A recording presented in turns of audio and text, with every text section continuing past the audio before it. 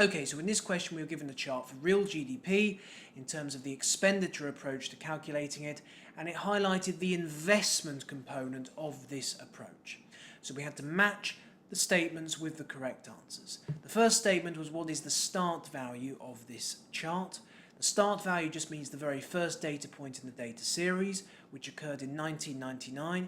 If we read off the value in 1999, we get £212,000 million.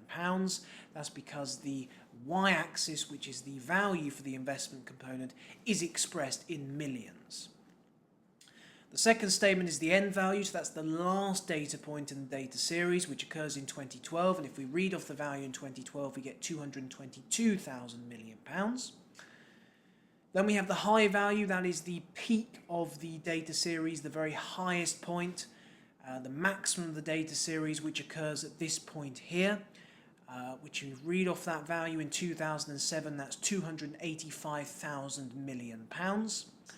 And finally, we have the low value, which is the minimum of this data series, the very lowest point that this data series reaches, and that occurs in 2009. And if we read off the value in 2009, we get £203,000 million. And those are the correct answers.